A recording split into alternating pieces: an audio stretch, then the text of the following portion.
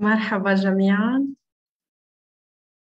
أهلا وسهلا فيكم من وين ما كنتوا عم تشاركوا معنا بأي بلد عربي ومن أي مكان حول العالم بالويبينار الثاني من سلسلة جلسات مشروع حرر وتحر Edit and Verify اللي أطلقته الشبكة العربية لمدققي المعلومات AFCN من أريج بالشراكة مع مشروع متى للصحافة بأكتوبر الماضي.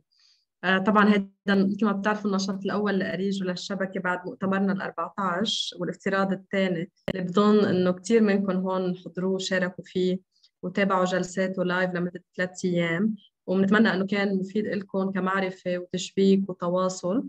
وأنا أكيد إنه كلكم مثلنا عم تترقبوا الملتقى السنة الجاي أريج 22. أول شيء أنا سجن مرتضى، صحفية استقصائية وصحفية بيانات لبنانية ومديرة مشروع الشبكة العربية لمدققي المعلومات AFCN من أريج. مثل ما بتعرفوا نحن من شهر بالضبط نظمنا الويبينار الأول بالمشروع، وكان عن تدقيق محتوى السوشيال ميديا مع العزيزان سامية عايش وخالد خليفات. واليوم جلستنا الثانية ضمن المشروع عن التحقق من الإعلانات الإلكترونية. طبعا كلكم بتعرفوا إنه ظهور الإعلانات الإلكترونية قدامنا على الإنترنت، على الويب سايتس اللي بنتابعهم، على المواقع الإخبارية اللي بنشوفهم، على كل السوشيال ميديا، منه شيء عشوائي أبدا، وموجه لنا نحن خصيصا بناء على تحليل بياناتنا.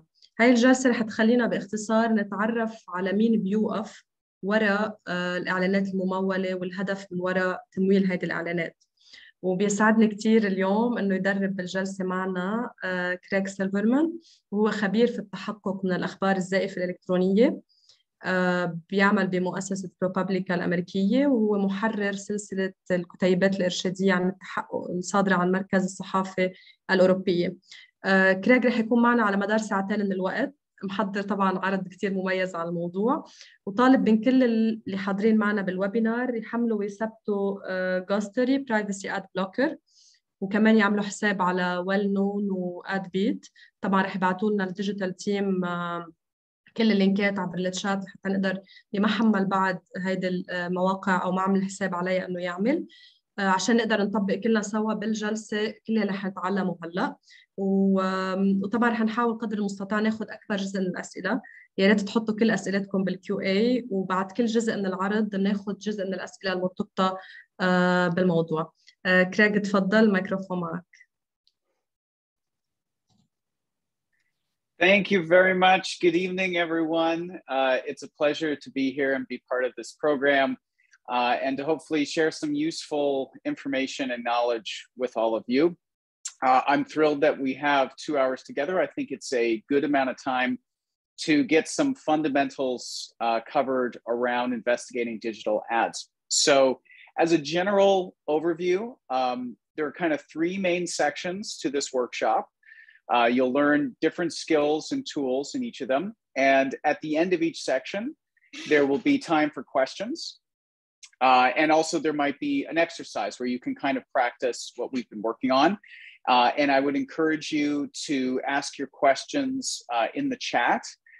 We're going to be monitoring that. And then as we pause at the end of each section, I'm going to be able to have some of your questions given to me.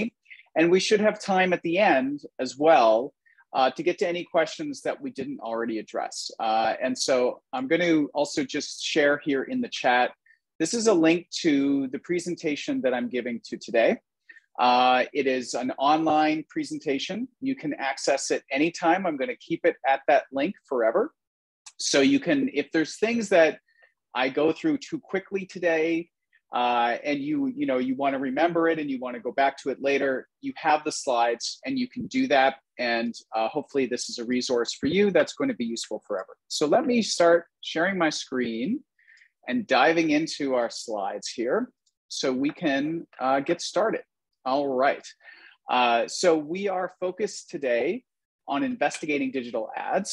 And what I'm going to show you is how, when it comes to websites, to sort of get a sense of how they're earning money, who they work with to earn that money. And you can also sometimes use some of those ad technology IDs and information. This is my cat, Rosie. She has decided to walk in front of the screen. She'll probably make a bunch of appearances today. Rosie, do you want to say hi to everyone? There we go. All right. Yeah, okay, so she's gonna go away now. All right, so you'll be able sometimes to connect different websites or mobile apps together based on information you learn about their advertising partners. And we're gonna have a section looking at the Facebook ad library, which I think is really important if you're tracking misinformation or if you're researching a particular topic, you should always take time to look at the ads that are being run on Facebook, because it is a place where a lot of governments, organizations, individual people, politicians are trying to influence debate and discussion. Okay, so I know this was dropped into the chat, and I think some of you have already taken these steps, but just a reminder, I want you to install the Ghostery Chrome plugin. This is an ad blocker. So as you're investigating ads and you're on a specific site, you're going to want to turn it off, and I'll show you how to do that. But it also shows us information about the advertising technology on a website. So it's super helpful for that. The second item there is, this is a free website, wellknown.dev. If you log in and create a free account, it shows you additional information that you don't see in the free version.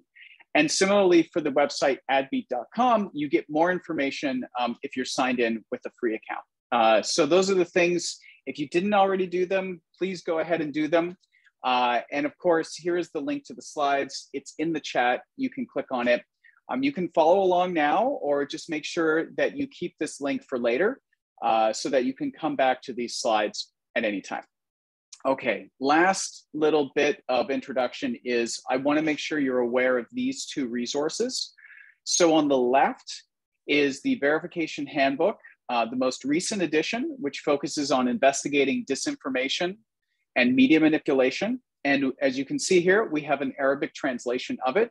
The original handbook was published in English, but we have a version in Arabic, thanks to people at Al Jazeera for translating that for us. So please, by all means, I encourage you to access this. The Arabic version is available for download as a PDF. The English version can also be read online. And there is a chapter in this handbook about ads. And so it covers some of the Facebook stuff we're going to cover. And we are doing things here today that are not in the handbook. So you get extra special stuff.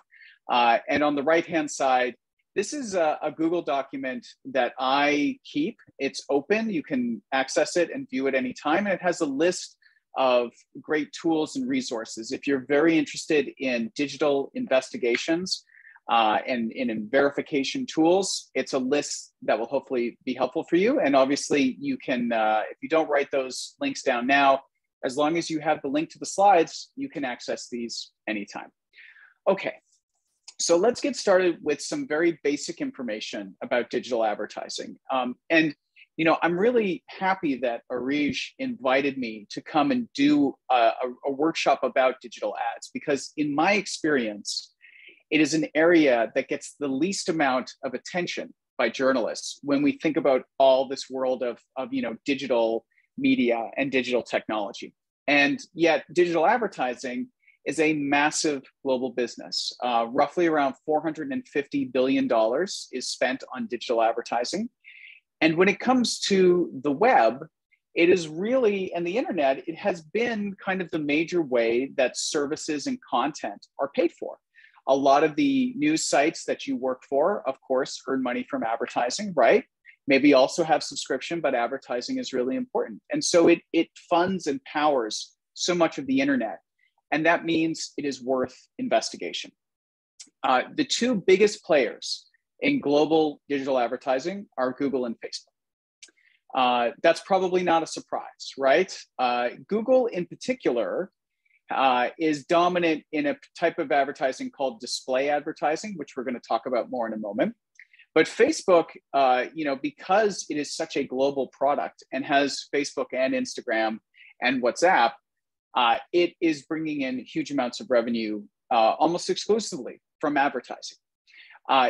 The thing about digital advertising is that it is a very technical kind of service and tool. It's complex. Not a lot of people understand it. Even people who spend millions of dollars a year on advertising their business probably could not explain to you how digital advertising really works in a lot of cases. And because of how unclear it is and technical it is, one, journalists don't spend a lot of time learning about it, which I think is a mistake. And two, there is actually a lot of fraud and corruption in digital advertising. And digital advertising can fund things like extremism and disinformation because people aren't paying close attention. Now, one of the things that brands try to do to protect themselves in terms of where their ads end up is to create what are called brand safety rules. So basically, you know, they might say, I don't want to have my ads appear on any sites that, you know, might have pornography. I don't want to have my ads to appear on any sites that are, you know, selling illegal products. And a lot of times these rules are simply not being enforced. And so you will see major brands having their ads appear on websites that those brands would never want to be on. And that in itself can be a story. And so I think at the end of the day, you know, what we're interested in is who is making money, who is funding a particular website or publisher, and who is trying to influence debate using ads. And those are all really good questions for doing journalism, doing fact checking, whatever your priority is. As I mentioned, you know, there's been a lot of stories done by different outlets about how big brands, you know, well-known companies have ended up advertising on extremist websites or on websites that push false claims about, you know, the coronavirus or about politics or other elements. And this is an area I think that everyone in every country and everyone on every beat should be thinking about, because there's probably a decent chance that there are websites, with extremism, with hate speech, with disinformation in your particular country or region. And if they have ads on them, then obviously there's a story there to be done about who they're working with to make money and who's advertising on that site. The estimates about how much money is sort of lost to this stuff really are difficult to do because it is such a technical and unclear area. But one study by the Global Disinformation Index, when they looked at English language disinformation sites, they estimated they earned about 25 million in ad revenue in the last 12-month period of the study. And that was just on COVID-19 conspiracy content. And the last statistic there at the bottom is talking about 15% of ad spend. So 15% of all money spent on digital ads can't be accounted for in the system. This was a study done where they tried to follow the money of a brand spending its money on ads, where that money went through, because there's lots of kind of middle players in it, and who ended up getting paid out that money for the ads. And in a lot of cases, about 15% of the money couldn't be accounted for. That's how much fraud and how much just complexity there is in digital advertising. So again, if you're a journalist, that's an opportunity for investigation, right? And hopefully today, you're going to end this workshop feeling like you understand enough to sort of get started and ask basic questions and start a basic investigation into digital ads. Okay, so let's talk about two types of ads that are important for you to understand, okay? And I'm going to show you examples of these just in a moment. So display ads. I mentioned that Google is the #1 company with display ads in the world when it comes to digital advertising, okay? So what is a display ad? Well, think about the traditional kind of banner ad that you see on a website or in a mobile app. It's usually a bar like this or a bar like that. It's got some content in it, advertising the company or service behind it. You click on it, it takes you to a website. There's lots of different sizes and formats, but the idea is that it's a general kind of ad that loads when you load the page and will show you information trying to get you to click on it. Google is the world leader in that. And as you'll see through our exercises, Google does seem to be working with a lot of publishers and websites in general in the Middle East territory and region. I see a lot of people working with Google. So Google seems to have pretty well entrenched when it comes to Arab nations and places you might be investigating. Facebook is, of course, a big player there as well, but in a different way. So content ads, which are also sometimes called native ads, these will appear on a page, and they often look like a link to a related article on the page, but in fact, it's an ad with a headline and an image. And so these are often labeled with something like "from around the web" or related content on top of them. You click on them, they will take you to another website. Oftentimes it's another website that looks like a publisher and has ads on it, because a lot of people pay to run these kinds of content ads on big publishers in order to get an audience to their smaller site. Companies that you may have heard of that sell these kinds of ad units are Outbrain, Taboola, and Rev Content. And these kinds of ads are often known for sometimes being misleading or sometimes sending you to websites for products that are, a little bit dubious. So display ads, typically that static banner ad that you see on a web page. Content or native ads are ones that are kind of made to look like related content of that article that you're on. And let's talk about examples of these and sort of look at them in a moment. But one of the things that's true for display ads and is also true for content ads is that they are typically placed automatically. They are placed through a process whereby a brand sets out the kind of campaign it wants to run, how much money they want to spend, the kind of people they want to reach and show their ads to.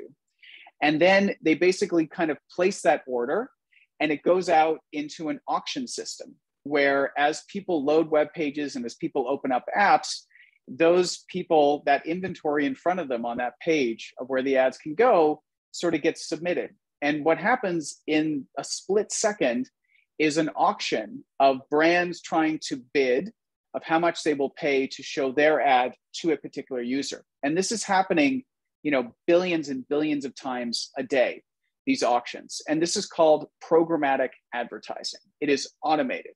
It is not me, a business owner, going to a website and saying, hi, I would like to place ads on your website. It's me, a business owner, wanting to advertise and putting out basically the kind of people I want to reach, and then bidding in auctions in real time to put ads in front of them. If it sounds complicated, it is. And the description I gave to you is a very simplified version of the complex things that happen and the amount of different types of technology involved in it. But the important thing to understand is that it is automated. And as a result of that, sometimes brands don't actually know where their ads are ending up.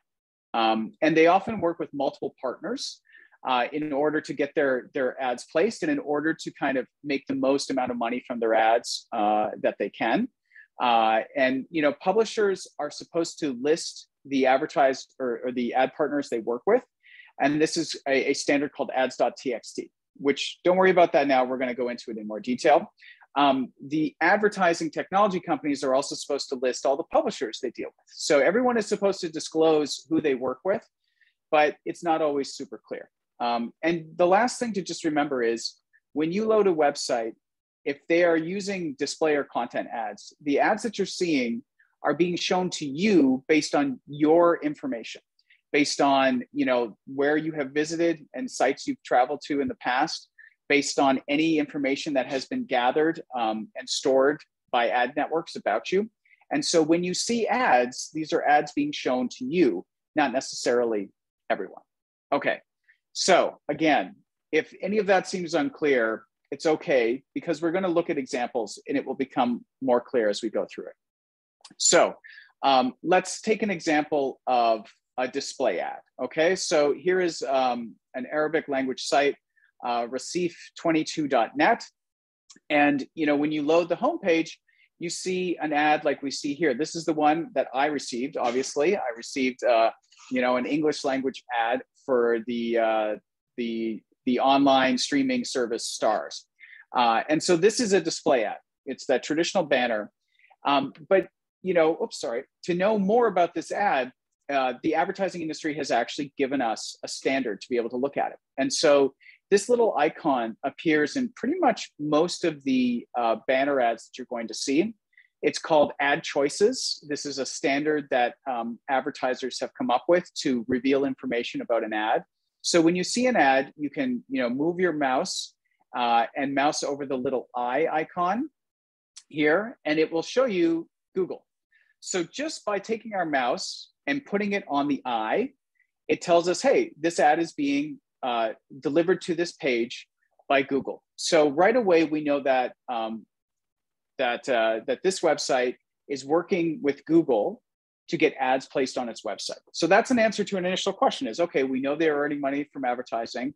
Who are they working with to earn money? And if you were to click on the eye icon, you would see this information here, where it gives you a little bit more that, yes, we're working with Google. And if you click through from there, it tells you often a little bit of information, not very much, about why you are getting this ad. And so it tells me here that my similarity to groups of people that the advertiser is trying to reach, and this is according to my activity on this device. So that's very general information, right? It's saying something about maybe my age, my location, something about my behavior is making me fit the kind of person that this particular advertiser wants to reach. And they have paid, they are working with Google, and Google has facilitated this ad being placed on this publisher's site. So that is, a display ad, how we see who they're working with. Just with the click of a button, we can get a bit more information, right? Now, I want you all to follow along with me. I'm going to do this live. So we've got our Ghostery plugin, and we're here on recif22.net. So if you have done what I asked and you have installed Ghostery, you're going to see this little ghost icon here in your web browser, okay? So if you click on this, it's going to pop up information here and tell you a little bit about what's going on with this website. And So in this case, if we want to see ads on this website, we need to click Trust Site, and that way it's going to load ads because by default, Ghostery is blocking ads for us, okay? So here's what we see. We see that on this homepage, it's telling us that there are 3 trackers from advertising networks. There's Quantcast, there's DoubleClick, which is owned by Google, and there's Facebook Custom Audience. So these are 3 ad partners, ad trackers that are on this website. And so just from visiting and opening up Ghostery, we can see some of the ad partners that this website has, okay? And if you scroll down, it also tells you other tools it's using. It's using Google Analytics to track behavior on its site. It's got another Facebook tracker here as well, and some Twitter functionality. So right away from Ghostery, it's going to tell us a little bit about this particular website. We can see, yes, DoubleClick, owned by Google. That's one of their key ad partners, but they're also working with Facebook and they're also working with Quantcast. So we understand a little bit about who they work with. And now that I've trusted the site, the little blue icon is gone for the ghost. And if we reload the page, I'm going to get some more ads here. So let's see. Doesn't look like a lot on the homepage loading for me here, but if we go to an article page, and they really want me to get notifications. Oh, sorry, I have another ad blocker on. Pardon me. I use 2 just to make sure people can't get me. All right, let's try this again. Now we see the ads. So here's an ad for me. Here's another ad for me. Here's yet another ad. One of the other things you want to notice as you're going through a website is how many ads are on the page. Because sometimes you can barely read the content and it's completely filled with ads. And that can be a sign that it's probably a very low quality website where they're trying to throw as many ads at you as possible because they know you're not going to stay on the page very long. Okay. Now, the thing that's interesting here and is very common across websites is if you remember, we saw 10 different types of analytics or ad trackers when we used Ghostery on the homepage, right? Now, if we open up Ghostery again, we see the number has increased. It's now 17. There is usually more advertising technology on a specific story page of a website. They may not run as many ads on the homepage. They may not have as many ad partners for the homepage. But when it comes to a story page, they are often testing different types of advertising to see what's going to earn the most money. And so what we see here is we have DoubleClick, but we also have Teads, we have Google AdSense, we have Trade Desk, we have all of these different ad partners suddenly appearing here on this page. So when you are looking to understand how many ad partners a website has, you want to not just look at the homepage, you want to go to specific pages and see if it changes and alters from there, okay? So Ghostery, the reason why I wanted you to install it is that it helps you see very quickly who the ad partners are of a website, okay? And it's important, again, to note that a lot of times the story page or an internal page is going to be different from the homepage. All right, so what have we learned just about this one site so far? Well, number one, the ads we saw seem to be placed by Google, and the homepage has far fewer ad partners than on the article page, which again, as I said, is very common. So you need to make sure you look and use Ghostery on different pages.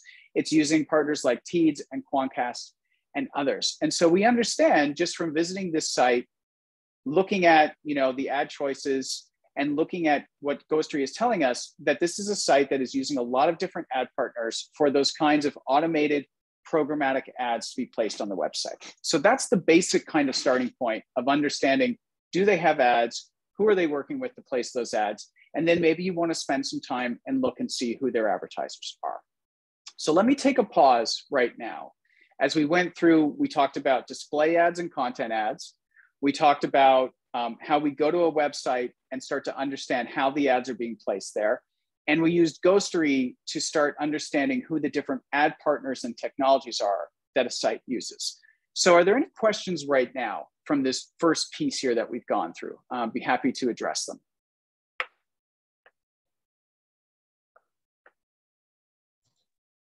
اوكي، عنا كتير أسئلة لهلا.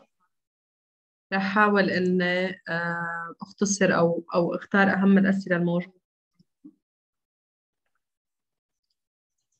I'm sorry, could you repeat that again? I didn't get the translation for it. اوكي هلا سامعيني هلا الصوت واضح تمام ترجمة ماشي اوكي عم بقول لسه عندنا كثير اسئله لهلا حاول اختصر منهم واخذ اهم اسئله في ناس عم تحكي عن انه فيسبوك تحديدا كيف بحسوا انه الاشياء اللي بيفكروا فيها بتبين قدامهم على فيسبوك كاعلانات ما بيفهموا هيدا الشيء مزبوط فهيدا واحدة من الاسئله الموجوده وفي سالي عم تسأل إذا مصدر إعلانات ممكن يكون تابع لمواقع تجارة إلكترونية مش مرخصة وفي عبد عم يسأل كيف ممكن نتفادى الإعلانات اللي تظهر فجأة على متصفحات الإنترنت. Okay, so thank you for those questions. So on the first one, this is a really common experience where you're sitting, maybe you're speaking to some friends about a product, and then you log into Instagram or you log into Facebook and there's an ad for it. And maybe you've never visited the product's website before. And so this is something that has really been investigated a lot by different journalists, really pressuring Facebook to explain how this happens. And you know, the simple response that Facebook gives, which I have to tell you, I think is accurate, is that they are just extremely good at ad targeting. And so why is that? Why is Facebook so good at serving you up an ad that is relevant to that moment or things you're thinking about? And you know, the answer is that they have a tremendous amount of data about people.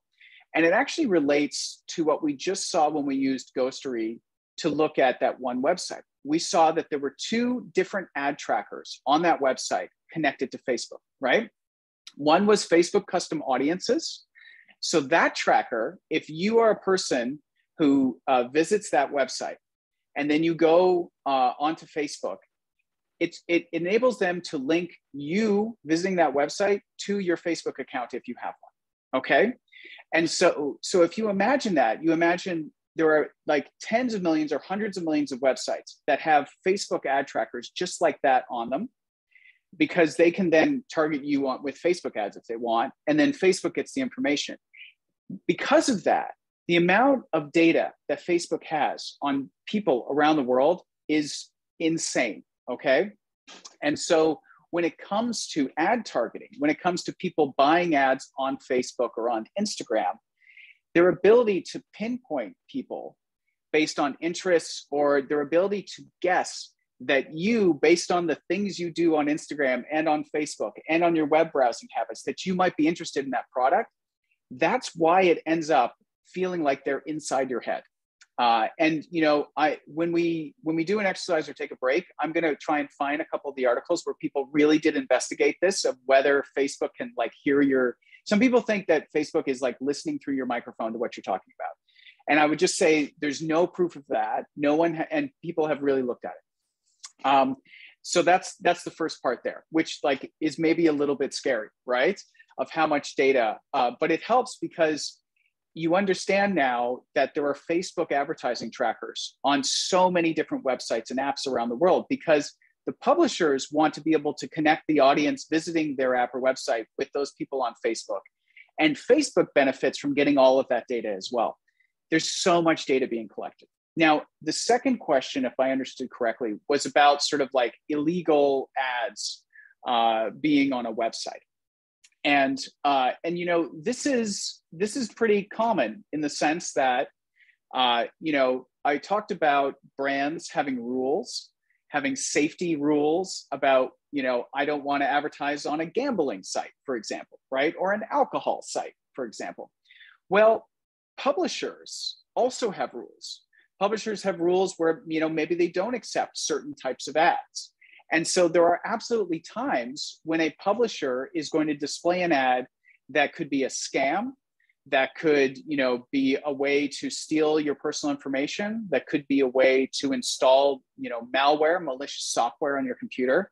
There absolutely are bad ads that get into the system and that are shown to people. And that is a whole other avenue of investigation. And so, yes, you want to understand who a publisher is working with to make money, but you also can pay very close attention to the ads and ask yourself, is this a brand that would want to be on this website, number one? Or number two, is this an ad that the publisher would never want, or an ad that could potentially, hack into people's computers or cause other types of problems. So it's a good question in that it raises this other area of investigation of there are absolutely bad and malicious ads that get placed.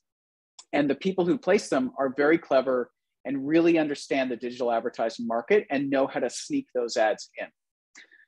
Do we want to take another question or should we move ahead? What do you think?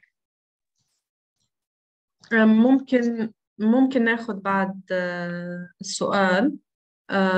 عبد عم يسأل كيف ممكن نتفادى الإعلانات اللي بتظهر عنا فجأة على متصفحات الإنترنت. وفي سؤال من هادي بيقول إنه كيف ممكن نتعرف على الشبكات أو الأطراف المشبوهة اللي بتطرح إعلانات بشكل يومي على الإنترنت. Right.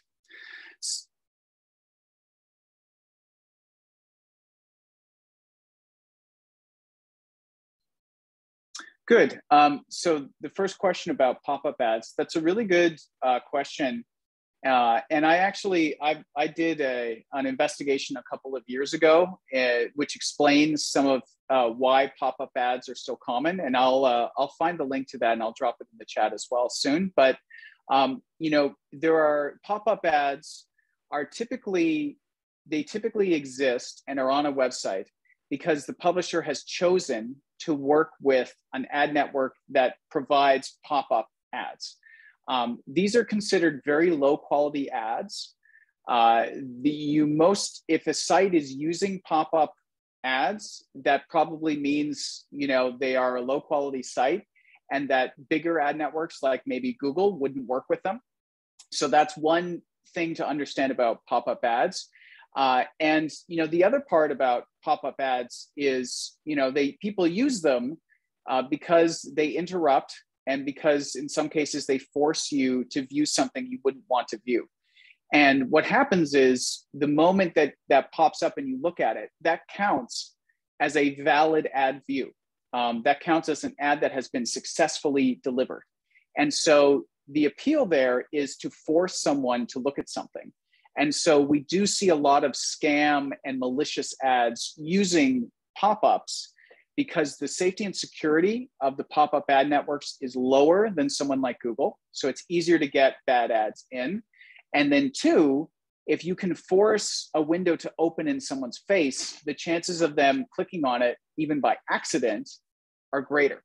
And so pop-up ads are absolutely a problem. They are considered a very low quality ad experience. And usually reputable news sites and publishers do not use them. So it is an indicator of low quality when you see a pop-up ad. If you use an ad blocker like Ghostery or others, it will often prevent pop-up ads from coming, but not always. And then the second question was sort of how to identify, if you see a bad ad, how do you figure out where it's coming from? So this is where you have to be very careful because, if you see an ad that looks suspicious and malicious, if you click on it, this could start the process of something bad happening to your computer. So if you actually want to do investigations into those types of bad ads, it's best to have a computer that is very clean, that doesn't have your personal information on it, that has up-to-date antivirus, and that you use for doing investigations like that. If you click on an ad, it will take you somewhere. And part of your investigation is to look in the URL in the browser bar of where it has taken you and what that address is. And actually, if we have time, at the end, I'm going to show you how to understand information in a URL like that. But my word of caution is, it's yes important to look and follow malicious ads, but you need to do it in a way that is safe, and you need to do it on a computer that is set up for you to be able to click on malicious things and not have it infect your entire network in your newsroom, for example. Okay, so please be careful if you're doing things like that. And maybe at the end, I'll show you an example of sort of looking at that URL of where you get directed.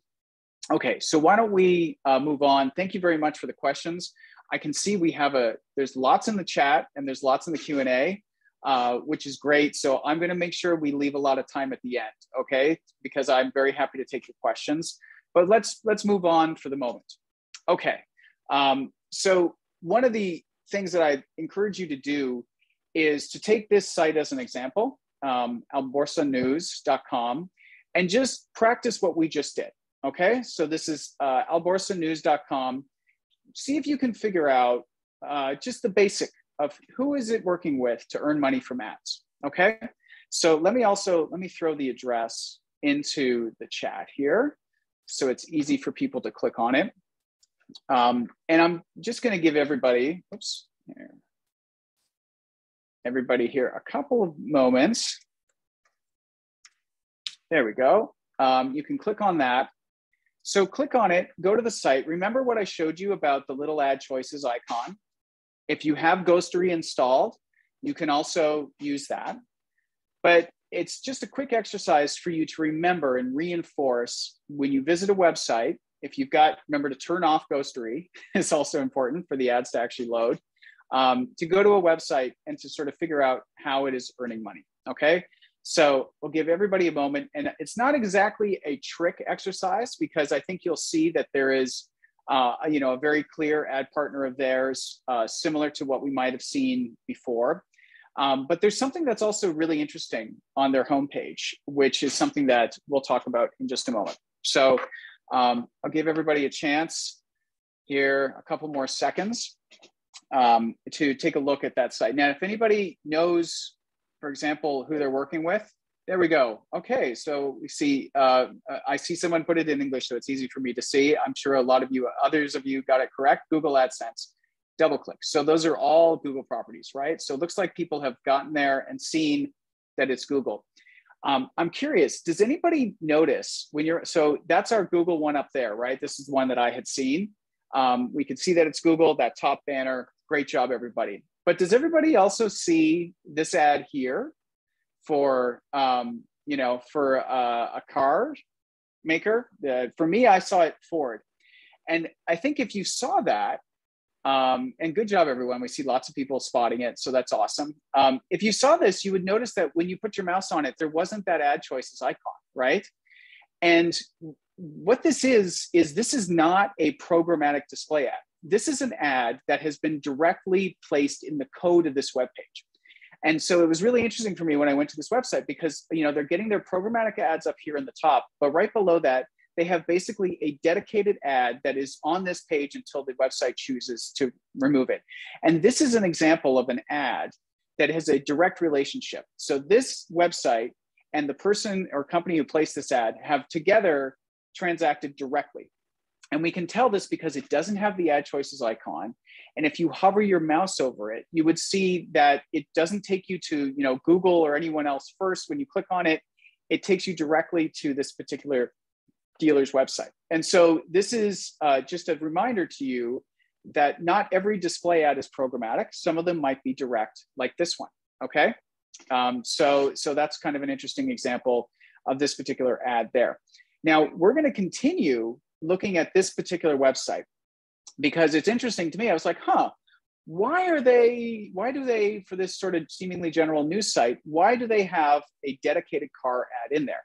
What would make this particular website go out and work directly with a car dealership? And so this is where we're going to start diving into our tool well.known.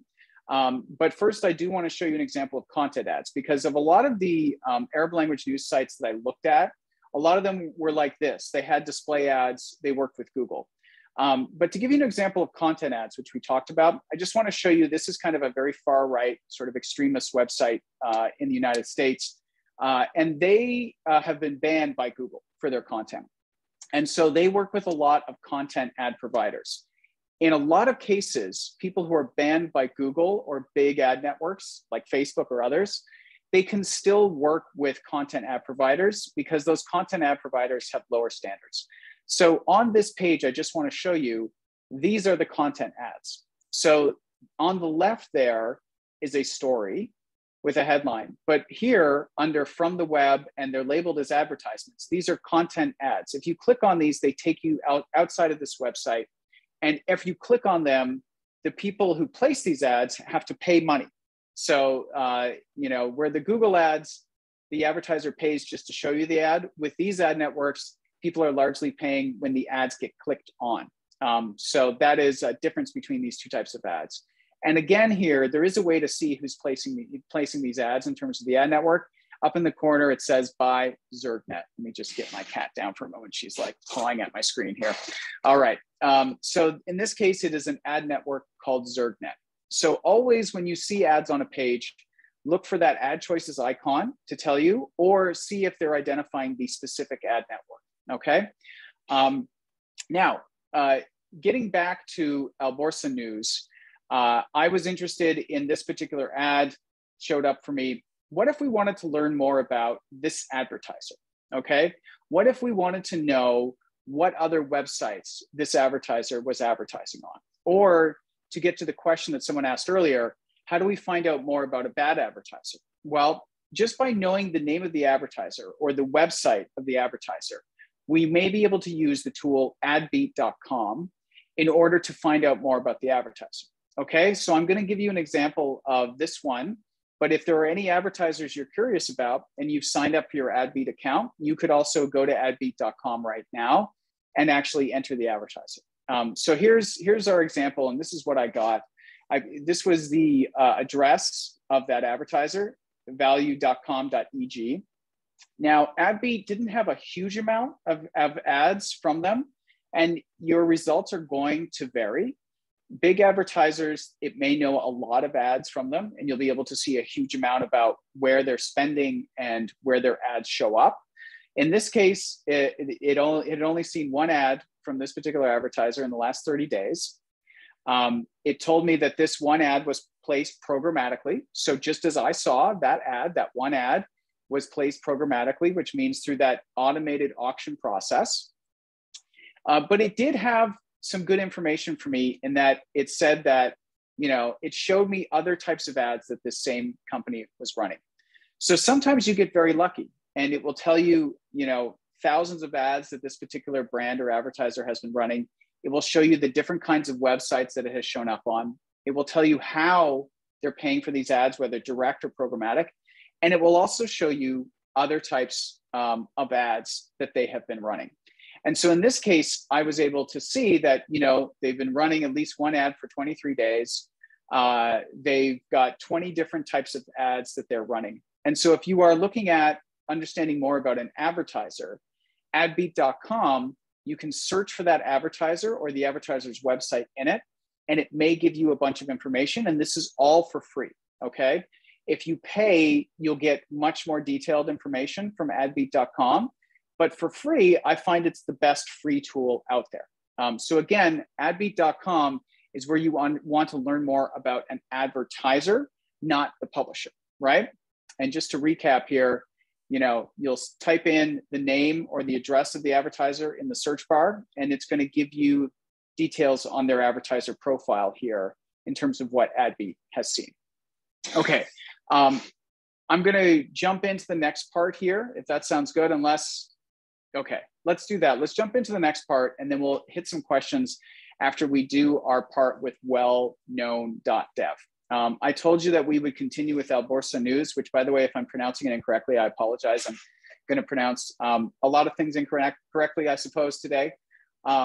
So it's an interesting example because remember, I was curious about that auto ad. It's like, okay, it's a news site, but why would they have an auto ad direct there? And right, so somebody just asked in the chat, I just saw it there for a second in English, the name of the advertiser, right? So if we were interested in the advertiser on Alborsa News and we wanted to learn more about that Ford dealership, it's true, you could go to AdBeat and put in the name of that Ford dealership or its website and see if they have data on it. In my case, just to recap there for a second, I took this advertiser, the one from the Google ad, Value, and I put in their website address. And this is what AdBeat showed me in terms of their ads. So that's the difference between, you know, Alborsa News is where the ad appeared, but the advertiser was Value. And when we use AdBeat, we are thinking about the advertiser there, okay? If you did want to know of like Ford and its ads, obviously they would have a lot of detail in AdBeat. Okay, so Let's continue with Alborsa as our example. And let's talk a little bit about ads.txt. If you remember, I said that there is kind of an industry standard in advertising where the publisher is supposed to list all of the ad partners it deals with. And then the ad partners it deals with are supposed to list all the publishers it works with. And that way you're supposed to be able to verify that, yes, this publisher works with this ad partner, and this ad partner says they work with the publisher. And that way there's a real relationship and it can't be misleading or fraudulently done. And so to actually make this standard real, publishers, websites, apps are supposed to create what's called an ads.txt file, which is an actual page on their website or in their mobile app. And at the same time, the ad partners are supposed to list their own in what's called a sellers.json. We're not going to worry about that. So we're going to talk about looking at ads.txt files. And as you can see here in my second bullet point, the ads.txt file for Alborsa News is alborsanews.com/ads.txt. So you can actually go to that page right now. I'm going to show it to you in a second. And this is where it lists all of its ad partners. And what we are most interested in is ad partners that it describes as direct. Okay. And we're going to be able to actually visualize this using the tool wellknown.dev. Okay. So let me just give you the link if you want to actually view this page on your own. Let me drop it in the chat. There you go. So you can follow along with me. And so here is what it looks like. In fact, why don't we just go to it live here? So this is, again, this is a page on its website. Let me blow that up so it's easier for you to see. This is where Alborsa News is declaring to the world, here are all of the advertising partners that we work with, okay? And what's interesting here is at the very top, we see it's got 2 Google things listed as direct, okay? So that is what we're most interested in. When it says direct, it means that we work directly with Google to make money for our website. When it labels something a reseller, that means that a partner that Alborsa News works with has a relationship with Google. So it's not a direct relationship with Google and Alborsa News. There is someone in between it who is helping sell Alborsa News using Google. And what you typically see in an ads.txt file is a lot of reseller accounts, okay? Look at all these different ad partners. Isn't that crazy? And a lot of resellers and just a few direct accounts. The direct accounts are most interesting for us as journalists because it's possible there are other publishers, other websites who use the same account. And if they use the same direct account, they may be connected, okay? Let me jump back into this and talk about that. So let's actually let's go to our site, well-known.dev.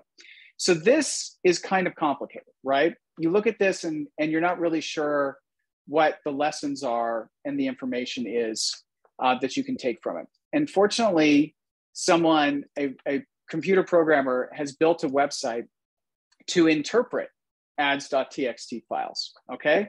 So we go to well-known.dev. Let me give everybody this site here, okay? And we're gonna search for Alborsa News. Okay, and hopefully it's gone and found its ads.txt file, and it has. So we can see here that it last scanned that page we were just on December 10th. So that's helpful.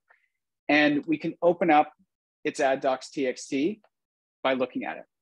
So here's where, if you are logged in, by the way, please make sure you're logged in because that's how you get extra information. It's starting to give us some basic information here. So it's telling us that there is some stuff in this ads.txt file that doesn't actually conform to the advertising standard. It's pretty common, to be honest. It's not a huge red flag, but a lot of ads.txt files have things that are mislabeled or incorrect. That's just how messed up the advertising ecosystem is. But over here, it's done a really helpful thing for us where it's organized everything in direct records. So these are the ones we care about the most, if you remember. These are the ones that Alborsa News is saying, I work directly with this particular advertising company. And because I'm logged in, I see these little numbers in brackets here, okay? So if you are doing this live with me right now and you don't see the numbers in brackets, that's because you're not logged in to wellknown.dev, okay? When we are looking at these sites and these direct records, the ones that are most interesting are the lowest numbers. So if you remember, there were Google IDs that were marked as direct, okay? And here we see a Google advertising ID with the 3 next to it. So that is the lowest number of all the direct records. And that to me is the most interesting to click on, because it means these websites have that exact same Google advertising ID. So we've got Alborsa News, we've got economyplusme.com, and we've got egyptautomotive.com. So I was curious about why they had a direct ad from a car dealership. And now we can see that Alborsa News is tightly connected to these 2 other websites, one of which is an automotive website. And if we visit it, let's turn off ghostery so that it will actually give us, here we go. We'll turn off my ad blockers. If we visit this automotive site, we can see here up at the very top, it has another one of these direct auto ads. So there's no little icon popping up for us. Let me actually refresh it so we can see if they've got some of the programmatic ads as well. Okay, so here's the difference. Remember this one, I hover on it, there's no ad info. This one, I have ad info and it's Google. So just like Alborsa News, this website here has a direct car ad put on it. And so what we were able to do here is by looking at the ads.txt of Alborsa News and seeing the place where a direct record was shared with other websites, we now see that these 3 websites seem to all probably be controlled by the same people. So the reason I show this example is that a lot of times websites have sister and brother websites. And a lot of times, if you go to Alborsa News, it doesn't actually tell you necessarily that it's connected to an automotive website. But yet we have these auto ads on it. And so if we use its ad.txt file and we look for shared direct records, all of a sudden we know that Alborsa News is connected with economyplusme.com and with egyptautomotive.com. So when you have a website that you are investigating, you should look at, take that website, search it in wellknown.dev, and see if there are shared direct records. So let's just go back here. Remember, we had shared direct records, 3 here, and because it was such a low number, I wanted to start there. The reason why you have these other ones labeled as direct with very high numbers is because people often mistakenly label things as direct. So when I see a very high number in a direct record, I start by ignoring that because I think it's probably a case where a reseller record has been mislabeled as direct, okay? So I zero in on the lowest numbers right away. So we've got 3s, we've got 22s and 18s here, and those could be worth looking at as well. So again, not just understanding the money aspect of this, but advertising can be an avenue for us to connect websites together in an investigation, okay? So I'm sure we've got some questions that are cropping up about that. Let me just recap a little bit what we showed, and then let's dive into the questions, okay? And I'm happy to show it again as well, if that's helpful. So the ads.txt file tells us who a site works with to earn ad revenue, okay? A publisher website is going to have an ads.txt.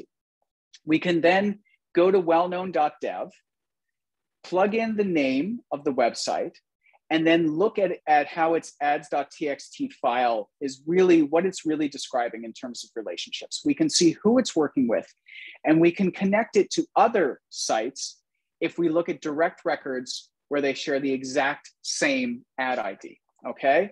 And so ads are a window into the business model. Yes, they're earning money with Google. Yes, they're earning money with some of these other places.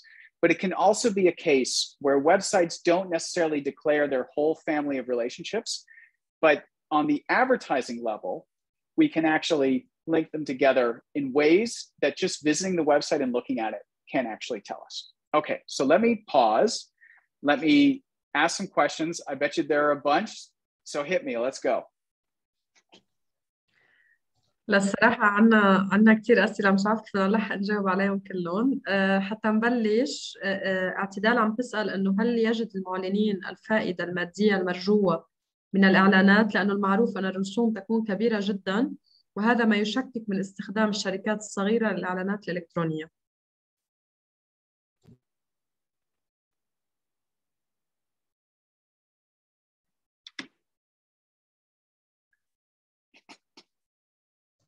أوكي، اعتدال عم تسأل هل يجد المعلنين الفائدة المادية المرجوة من الإعلانات، لأنه المعروف أن الرسوم تكون كبيرة جدا وهذا ما يشكك من استخدام الشركات الصغيرة للإعلانات الإلكترونية.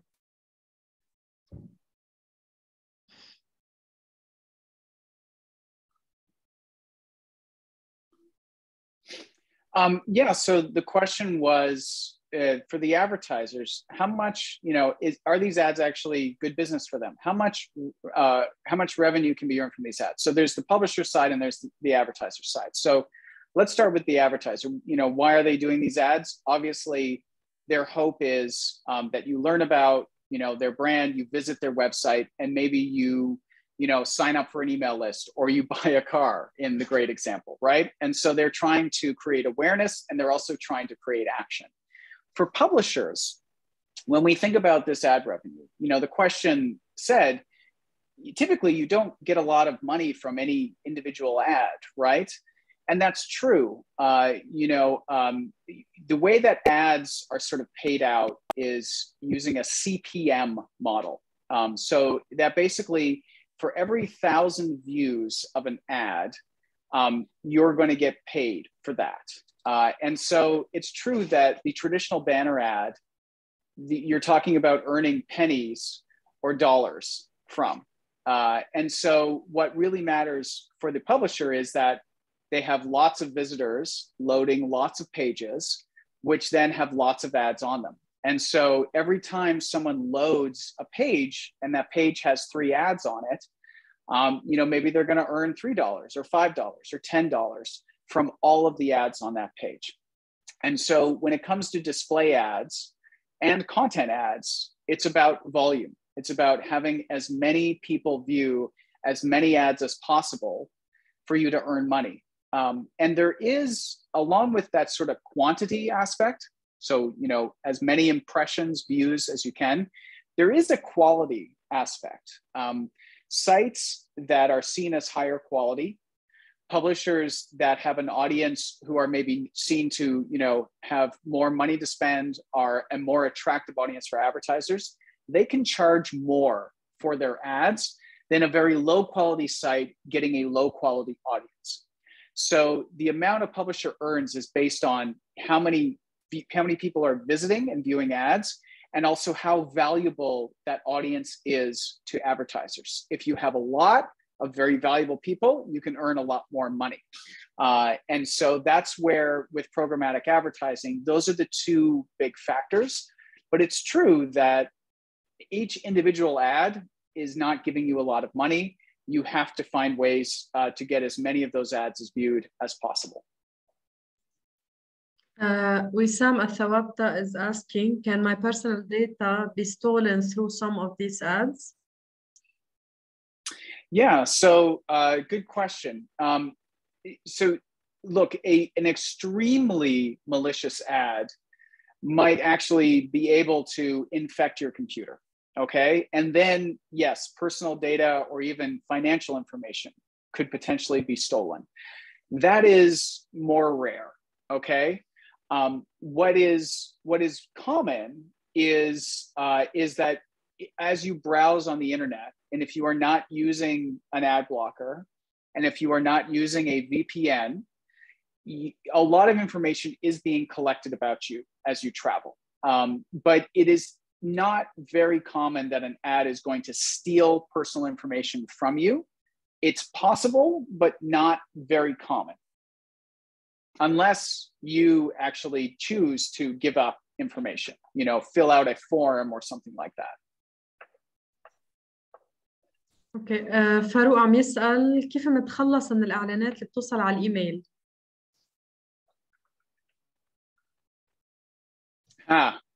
Yeah, so in terms of ads, spam emails, that depending on the email provider you're using, for example, if you use Gmail for your email, it's pretty good at spotting malicious and spam messages. But there are always ones that are going to sneak through. And you should be aware that, there can be clickable ads in emails. And you should be careful about the ones that you click on, especially if it's from a sender, a person, an organization that you don't know and that you didn't ask to receive email from. كريك بدك ناخد أسئلة بعد أو منكمل بعدين بنرجع الأسئلة؟ Why don't we continue? And we'll leave some time because somebody actually just asked about Facebook. So let's get through our Facebook portion and then let's leave some time at the end. And as I said, if there's a little bit of time, we can actually go through another example around looking at the specific address that you get sent to. Okay, so we have covered a bit about display ads. We've covered a bit about websites. Facebook is really, really important. And it has a really easy way for you to do ad monitoring and investigations. And so I want to show you how to do that. And then we'll have an exercise for you to test it out. Okay. All right. So let's talk a little bit about Facebook and advertising. So we actually addressed this a little bit earlier with the question of how frighteningly accurate Facebook and Instagram ads can be. And one of the reasons for that is there are lots of different ways. When you are buying an ad on Facebook or buying an ad on Instagram, there are lots of different ways for you to choose who you want to see that ad. You can target people based on their location, based on specific interests that Facebook believes they have, based on the activity they have on Facebook. You can also go to Facebook and upload a list of customer names and email addresses of people that maybe have purchased products from your company. And Facebook will tell you if they are on Facebook or on Instagram, and then you could actually target ads at them. So there are ways to use Facebook's data, and there are ways for you to bring your own data. And when you run ads on Facebook or on Meta, I guess the larger company now, you can run ads on Facebook, on Instagram, and also via what's called Facebook Audience Network, which is basically just like Google and all those Google ads and all those websites. Facebook also has an ad network for display ads. So there are websites that will actually be showing you ads that they work with Facebook to place. Okay. One of the things to know about Facebook is that it has a very long list of rules for ads that are not allowed on Facebook, on Instagram, on its network, okay? And so, for example, alcohol, not allowed to be advertised on any of Facebook's properties. Tobacco, not allowed. And then they also have rules around, the messaging in ads. They're not supposed to be overly sexual. They're not supposed to have before and after images like you see sometimes in like diet products. So familiarizing yourself with Facebook's ad policies will help you see ads that are not allowed on Facebook. And right there, that is potentially a story. You see ads being run that violate Facebook's rules. Facebook is taking money for those ads, and it should not be. And I'm going to send a link in the chat to Facebook's ad policies. Again, I really encourage, if you're interested in this, to look at them. Facebook also has very special rules for people who want to run ads about politics for elections, or about what they sort of describe as issue ads. So ads related to social topics of debate, not just for politicians, but areas like climate change or sexuality. These are areas where Facebook in many countries, and it may vary depending on what country you're based in, requires people running politics and issues ads to register with Facebook and say, I want to run ads. And then there is supposed to be a special review process, okay? And so again, if if Facebook is missing political ads, if it hasn't required people to register to run them, that is a mistake by Facebook, and that's something you can point out.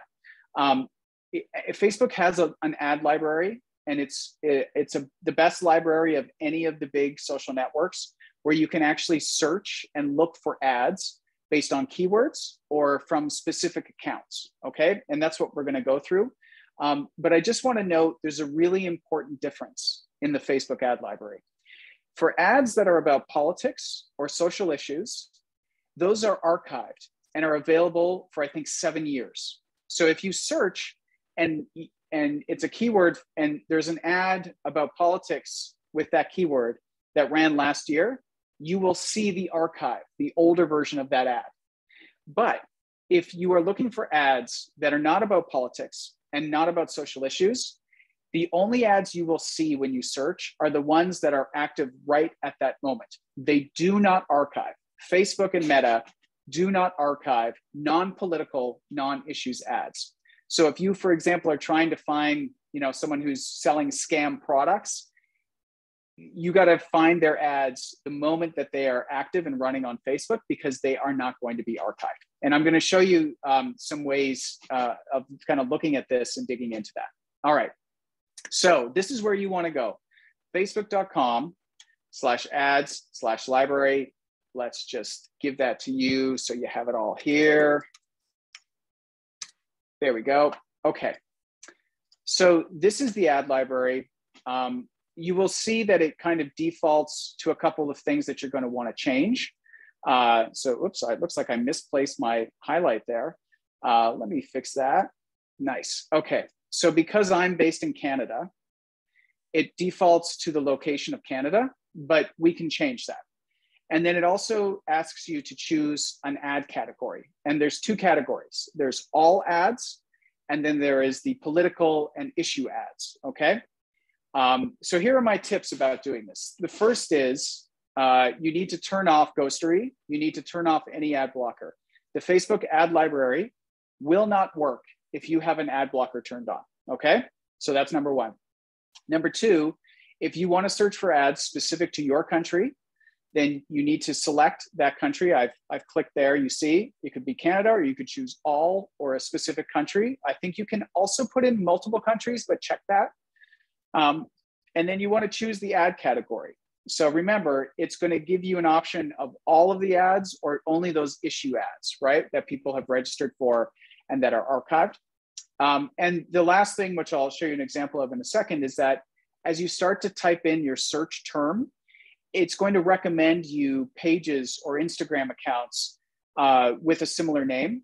If you want to search that specific page for all of their ads, you can accept that, or just ignore it and put in your keywords. And I'll show you how this works. So remember, we can choose our country, and then we can choose either all ads or issues, elections, or politics ads. And then we can do our keyword search or search by advertiser. Okay, so I decided to do a search based on Xinjiang, the very controversial region in China.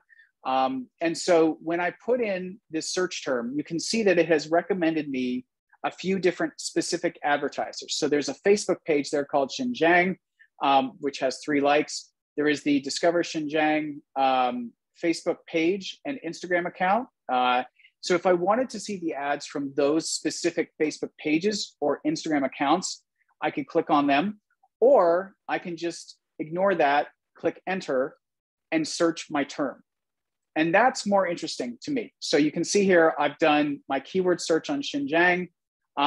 It tells me I've got over 900 results of ads, okay? So you can see that at the top, how many of the ads you're seeing. And then below that, it's telling us ads that had been launched at the point that I did this search, which was in August. We can see there, there's a bunch of ads from the Discover Xinjiang account, which is like an official Chinese state account. So they're obviously promoting the region there as a great place to visit. We can also see we have China Southern Airlines running an ad. And we also see Chinese state media there, CGTN. It's interesting because it's CGTN en Espanol. So it's a Spanish language ad from Chinese state media about Xinjiang. which is kind of an interesting combination there. So we can see that the Chinese government is really making an effort to show, the most appealing and nice view of what's going on in Xinjiang. And then what's interesting is we have ads from Amnesty International, right? Where, they are absolutely protesting what they say is going on with the Uyghur population in Xinjiang. And next to that, we see yet another Chinese state media ad, this time in French.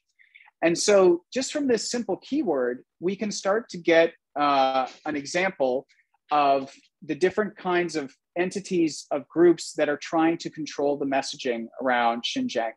And I saw someone saying, can we try another example? You're welcome to enter in whatever keyword you want and test it out. I'm going to give you a suggested exercise at the end of this. But if you're having trouble, just remember to check that your ad blocker is turned off. If you have ghostery, you've got to hit trust site and turn that off. And then be sure to select your country and the types of ads you want. And just, I wanted to note here as well, it showed that there were 900 ads related to my keyword search. A lot of times advertisers run multiple versions of the same ad. And so you should just note that the count here includes, in this case, Amnesty International ran 7 different versions of an ad with that specific creative and text. And those are all counted in the total number there. Okay, here are the 2 that I found most interesting when I did this search. And you may be seeing different results right now because I did do this a couple months ago. On the left, we see what is a political ad. So we see Travis Lindbergh for Congress. So this is somebody who is running for elected office in Arizona. And here he is, he's got kind of an anti-China message on this. And I just want to note a couple things about this. So the first is, it is saying that the ad is inactive. If you remember, political ads are archived. So we will see an inactive one that has been archived. We can see the icons of Facebook and Instagram. So that means this ad ran on Facebook and Instagram. And we can also see under his name, it says sponsored and paid for by Travis Jason Lindbergh. So this is a case where somebody, registered to run a political ad, and Facebook provides the disclosure of who paid for it. Okay, so political ads and issue ads where people register, you will see the person or the organization that paid for it. And for a political and issue ad, you will also get general information about how much money was spent on that ad and how many people it might have reached. Okay, again, this is only for political ads where people register. Facebook archives it and shows more information about who paid for it, how many people were potentially reached, and how much they spent. So that's an example of an inactive political ad. The one that's interesting here on the right is an ad that is a political ad. So it is an ad that is, very anti-Chinese government, that is, talking about horrible things happening to Uyghurs in Xinjiang. And it is not a registered and labeled political ad. It is an ad that was running when I happened to do my search. It is an ad that Facebook missed because Facebook should have required this particular page to go through the registration process. And this is very common. This is something I bet you will see in all of your countries. You will see examples where clearly political and issue ads have been running without the disclosures, without the registering. And that is a failure on Facebook's part, but it is also kind of sneaky by the advertiser, right? And so in this case, we have a political ad and it's run by a page that doesn't even have a logo. The K there is just the automated, one that Facebook generates for the page name. So this is a page where we would want to investigate more, right? We see the ad and now we want to understand more about who is running this page. And because you can see the content this is absolutely a political ad and should have been labeled as a political ad. All right, so if we click on see ad details, this is all the information we get for non-political ads. We can see the Facebook page had 0 likes. So that's kind of suspicious and interesting to me. Oh, really? You have a page with 0 likes running ads? Maybe it's a page just created to run ads, but there's also a linked Instagram account with 73,000 followers. So that's interesting. It seems to be someone with a bit of a following on Instagram. And in fact, when we look at the ad, they are directing people to their Instagram profile. So it's an ad run by a Facebook page to promote an Instagram profile. And this is what we can learn just by clicking through to get a bit more information. So who is this guy? Well, we go and we can see here that he describes himself as, a human rights activist. He is somebody who is actively on his Instagram account supporting the Uyghurs. He's got some very political content on his account. And so we can see that he probably should have been required to register as a political advertiser. And from there, I mean, we can learn more about him. We can see what other information he's posting. He's clearly, very supportive of Uyghurs. He appears to be Turkish. There is a large Uyghur diaspora in Turkey. And so this is something that he is really supporting and actively talking about, which again, Facebook and Instagram should have said, okay, if you're going to run an ad, you are clearly running a political ad.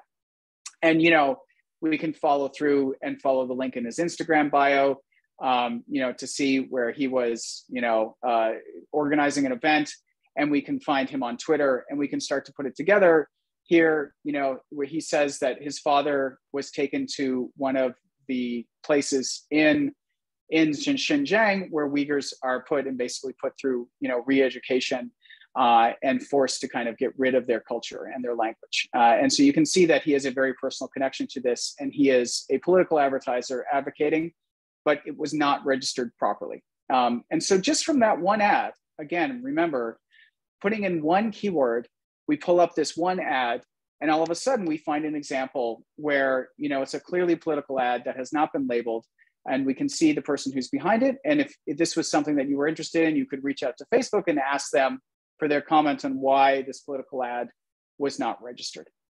So that is the quick tip and sort of tour through the Facebook ad library.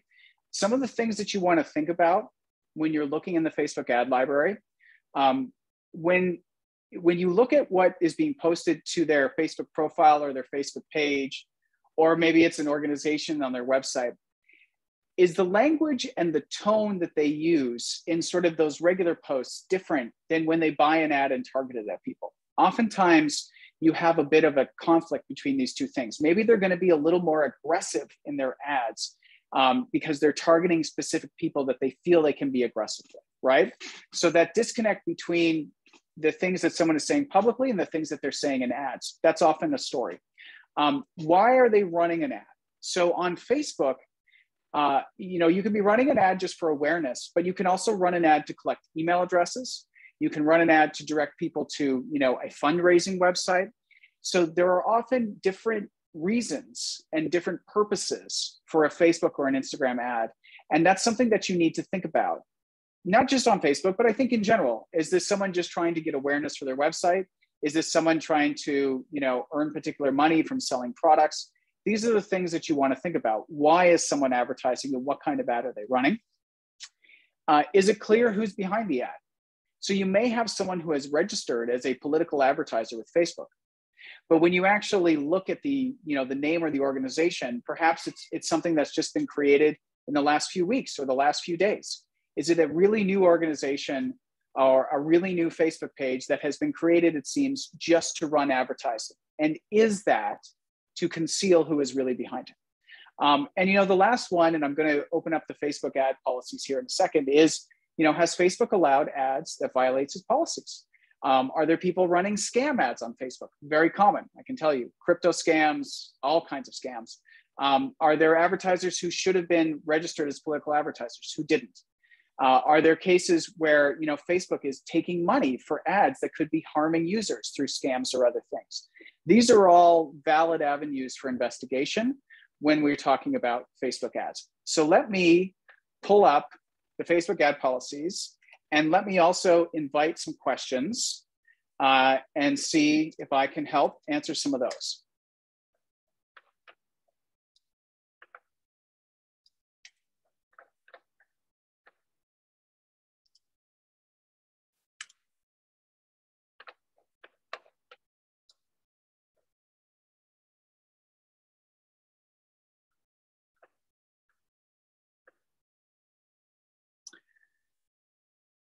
So we've got about 35 minutes. Why don't we take some questions, and then we can only do questions, or we can also do a little bonus thing at the end. So let's see what can be helpful right now for people. Okay. Imad Hassan is asking, why can't we say that Facebook is using our mobile microphone, which we already gave Facebook the right to use it, and its AI is recording using this mic to filtrate the messages that interest Facebook advertisers? Yeah, so let's see. So there was a really good episode of a podcast. Oh, my cat is back. So where is it? Well, although it's in English, so that may actually not be good, but so it's sort of a complicated, oh, here we go. This is a good one here. Let me give you this. So it's true that in some cases, Facebook can have access to your microphone. For example, right now, this workshop is being broadcast on Facebook. And so if you are going to go live on Facebook, you have to let Facebook use your microphone.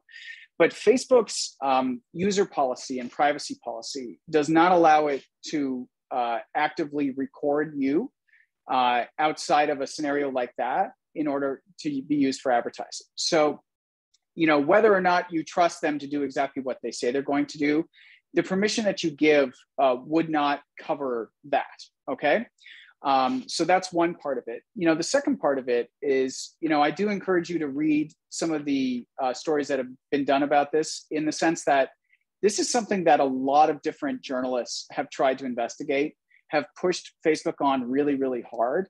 And of all of the work that has been done in that area, no one has proven or shown that Facebook is recording people's conversations for the purposes of advertising. So as of now, there isn't proof that that's happening. And, the best I can say is that different journalists who are very smart about this stuff have tried, and no one has shown that to be the case. If it is the case, and everyone has missed it, and Facebook has been doing it and not being honest with people, that would be a massive scandal. And if anyone here has new ideas of how to investigate this, I absolutely encourage you to dig in. But that's sort of where it stands today.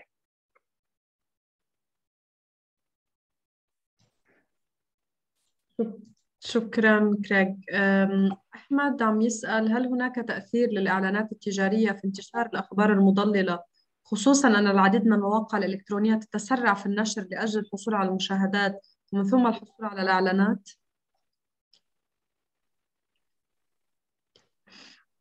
Yes, so good question about there of sort of the connection between ads and falsehoods and misinformation. It's absolutely true that because we know, I think all of us know, that false claims, especially false claims that appeal to people and people's beliefs, can travel very quickly and can get a lot of attention. They can get shared a lot on Facebook, and if it's an article, that could drive a lot of clicks to a website with the false claim and earn money from advertising. And so there absolutely has been a connection between, websites publishing false information and them doing this primarily to earn money. So I did a research project back in 2014, looking at sort of the particularly websites that existed and they only published false information. And they existed not because of politics or personal beliefs of the founders, but to make money. And there were, a few dozen of these websites that I found in the English language back in 2014, and they were absolutely doing it to make money. Today, what we see are, people who are absolutely, spreading false and misleading information, who are certainly trying to earn money in the process of doing that, or they're trying to gain influence in other ways. And so I do think that when we are fact-checking and investigating misinformation, we should be paying attention to the websites, the mobile apps that are the sources of these, and understanding how they're earning money. Because one of the things that can sort of prevent them from doing this is if it isn't a good moneymaker. If we show that the websites publishing this false information, for example, violates Google's policies, because Google, just like Facebook, has a lot of ad policies, and I showed them here. Google has a huge number of policies as well. Oops, let me pull it up here. And if you are doing an investigation and you show that a website consistently publishes, let's say, false information about COVID-19, that is probably a violation of Google AdSense policies. And you could contact Google and you could ask them, and Google may take action against the website. So here are the Google publisher policies. They have content policies, behavioral policies, meaning somebody had asked about pop-up ads. Google will not allow you to place ads from its system on a site if you are doing pop-up ads. And they have privacy policies. So when you're doing the investigation, I would encourage you to think, yes, maybe you have to debunk one false claim, but if it is one of many false claims on the same website, and if that website is earning money from advertising, you should take the knowledge you gained today of how to understand who they're earning money with to see if they're violating advertiser policies. If we take away some of the financial earnings, the financial incentive to spread false and misleading information, that might help us reduce the amount that is out there in the world.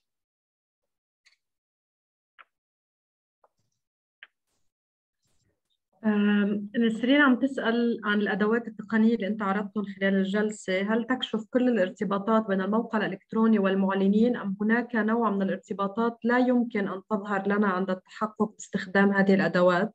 بمعنى آخر، هل يمكن للموقع أو المعلن أن يخفي أحدهما أو كلاهما وجود ارتباط أو تعاقد بينهما؟ Oh, that's a really good question. All right, so we were asked, when we're using these tools, for example, well-known.dev, and we look at the information in an ads.txt file. So in an ads.txt file from someone like this, are we sure we're getting everything? Are there times when they might be concealing information? And the answer is yes, it is absolutely possible for them to conceal information. This is a voluntary thing that they do in ads.txt. Okay. Now, if you want to make money from Google, it's required. Okay. But if you're not working with Google or with another ad network that doesn't require you to have an ads.txt, you don't have to make these declarations. All right. And the fact is that very few people are actually checking the accuracy of these files. And so the reason why well-known.dev has this section up here of validation alerts is to tell you that there's some stuff in this file that may not be accurate and may not make sense.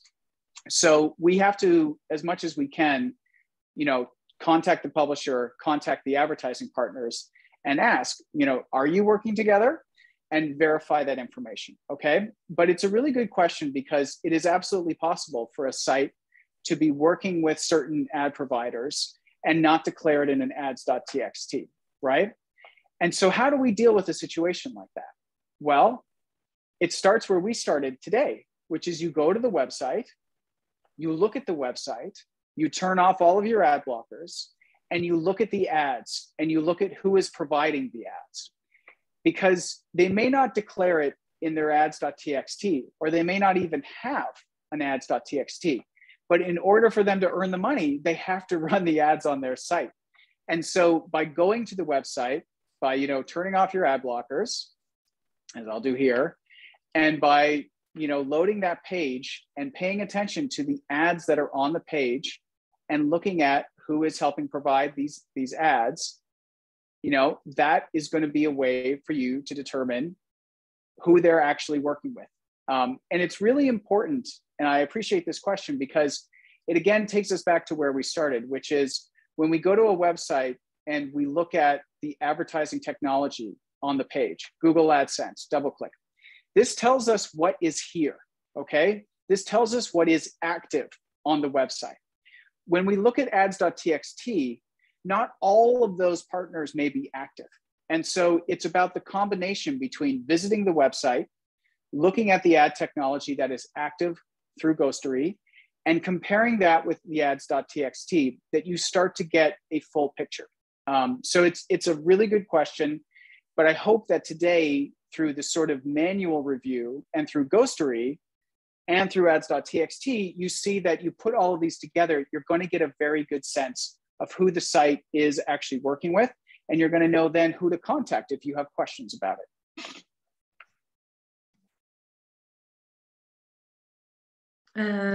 طبعا كراك في دعوات انه يكون في جلسات مطوله خاصه بالموضوع لانه الموضوع مهم وحلو وبده وقت اكثر. اذا بدك فينا ناخذ اكسرسايز او شيء انت محضره زياده نرجع بناخذ اخر 10 دقائق اسئله.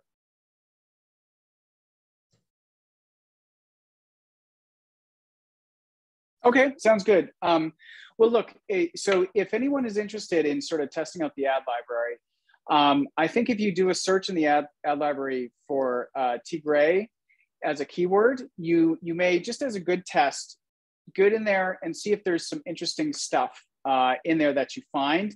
I came across a couple things just yesterday that I thought were notable. So if anyone wants to test out the Facebook ad library, remember it's at Facebook ad library. There we go. Facebook.com/ad/library.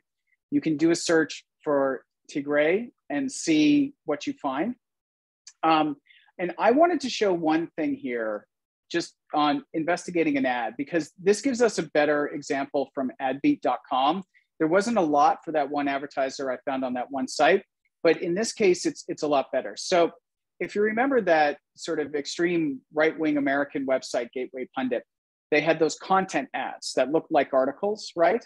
So when I was on the site, I got this advertisement. It said, the worst city in America is found in Ontario, which was kind of funny because Ontario is in Canada. So I knew that this was an ad that was sort of automatically generating information based on, my location. And I thought, okay, let's learn about this advertiser and their sneaky little tactics. So this is what the website that the ad sent me to. It's a website called itsthevibe.com. And it's a website, that basically just has content on it. So it wasn't a brand trying to sell me a product. It was a website trying to get me to read its content to generate money from advertising. Okay. So that's what I sort of assumed when I looked at it. Now, I mentioned before that if you click on an ad, the URL, like here, it may have some interesting information. So when you click on an ad, there's information that sort of gets passed as you're being sent to the page. That's the target of the ad.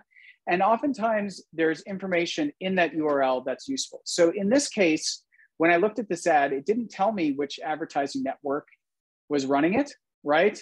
But when I look on the link, I can see that here. It says source equals Rev Content. So now I know that this is an ad placed through the Rev Content ad network. So source means ad network. What else can we see here? Well, we can also see that it's telling us, that I was sent from the Gateway Pundit. So this is how the website, It's the Vibe, tracks how well its ads are performing. It knows that I clicked through and came to its website because I clicked on a Rev Content ad that was shown on the Gateway Pundit's website. And there's other information in this URL that they use to sort of track and see which ads are performing best. So if you click on an ad and it takes you somewhere, look at the URL. Okay, that's the bottom line tip there. There may be interesting information in there for you. A tool that you can use if you want to learn more about a website and its ads is similarweb.com.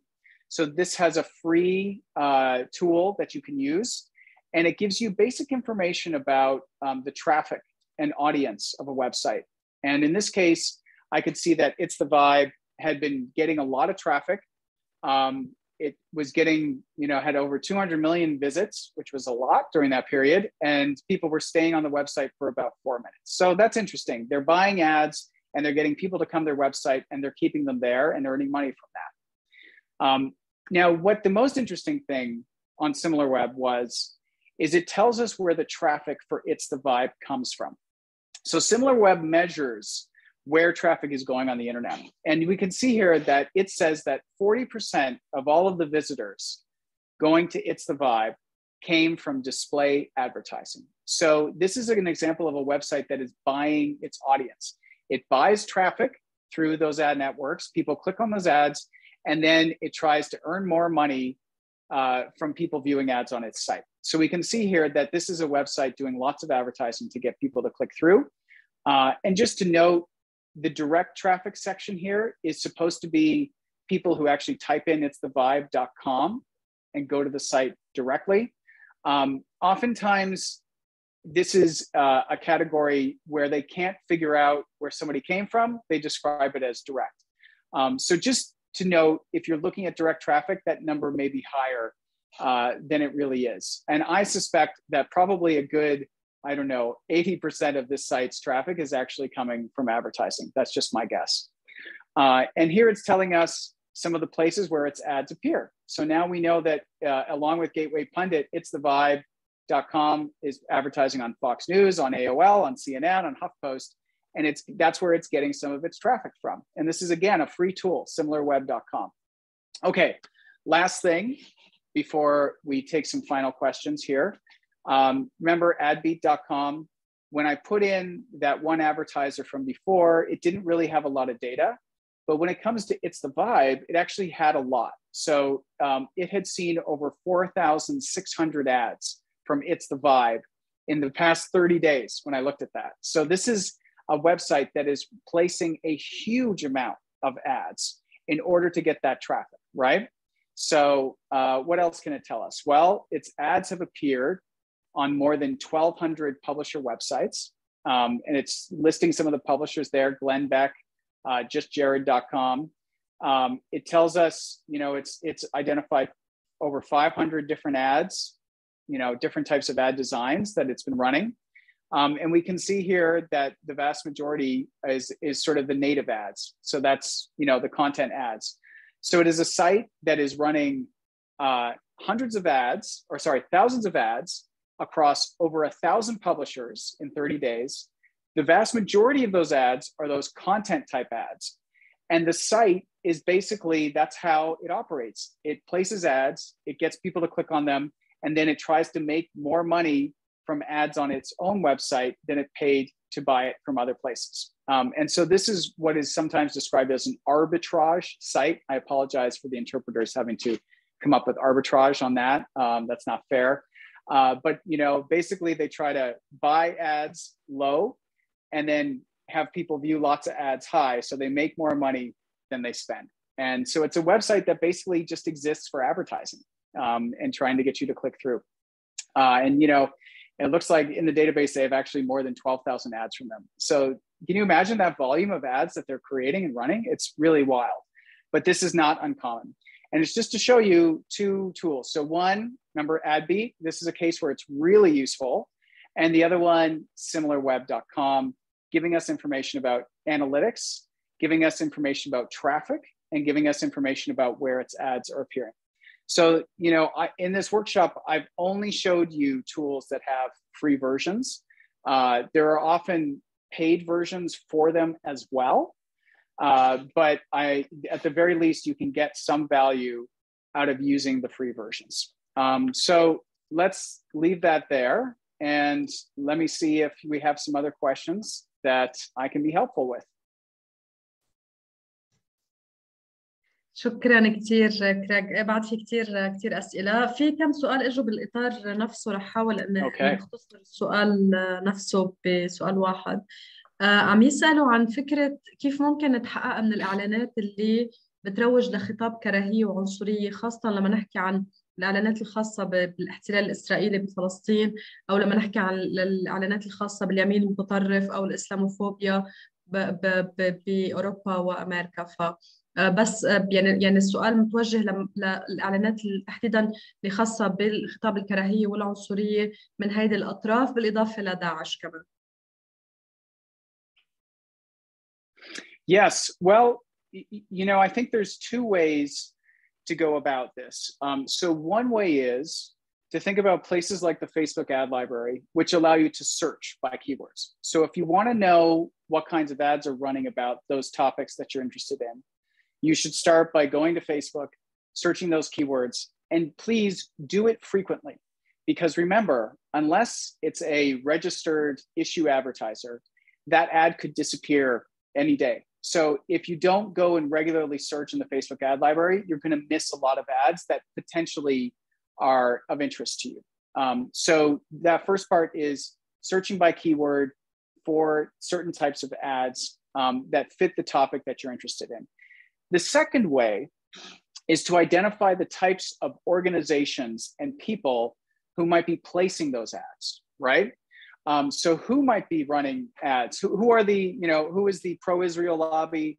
Who are other organizations that might be there running advertisements all the time? And so you can search by keyword, and you can also search by organization and entity.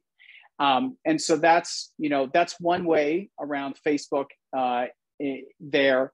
The other one that I would suggest is you think about the websites that these ads might be likely to appear on. Websites. So think of a range of maybe, kind of pro-Israel websites.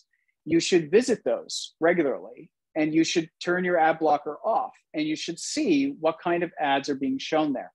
Now, if you want to be really in depth about this, this is a case where you would want to clear all the cookies out of your web browser. You would want to remove all of the, you start fresh with a new web browser. If you can, borrow a computer and wipe it clean. And what you would want to do is to create maybe a Facebook profile and to browse lots of websites that you think these kinds of ads would be showing up on. So the more that you become the persona that these organizations would want to target with ads, the more likely you are to see those kinds of ads, okay? So you can do your searching in Facebook to try to turn some up, but the most effective way is to become the kind of Facebook user who is going to be targeted by those ads, and become the kind of web browser that would be targeted with those ads. So those are my suggestions around it. Obviously the keyword stuff, if you do it consistently, that's the easiest one. It's a lot more involved to create this persona, but that is, if you are thinking of a long-term project on this, that is the approach that I would recommend. You need to start fresh and clean and create the kind of online profiles that are going to be targeted with those types of ads. And one other tool I'm just going to put in the chat here. So this is a tool that is a paid tool, which is why I'm not demonstrating it today. But this is a company, Pathmatics, who will often allow journalists to access its tool. And Pathmatics is incredibly powerful because you can actually search for the ads from specific organizations. And Pathmatics gathers it not just from Facebook, but from Google and from a whole wide range of ad networks. So you could get the most complete picture possible, but it is an expensive tool. And so the only way that journalists get to use it is if you contact the company and ask them if they will allow you to have an account, or ask them if they will do a search for you for the ads of specific organizations or things like that. If you can get them to do that, there is a lot that you could find in Pathmatics.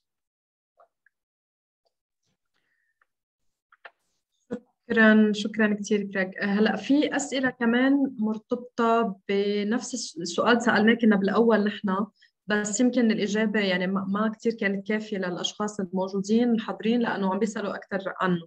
عم يحكوا إنه هل يمكن من خلال الإعلانات التجارية استهداف شخصيات معينة من خلال سحب بياناتهم وعناوينهم ومن ثم الوصول إليهم بطريقة أسهل، أو من خلال الحصول على بياناتهم البنكية في عمليات الدفع ومن ثم استهدافهم؟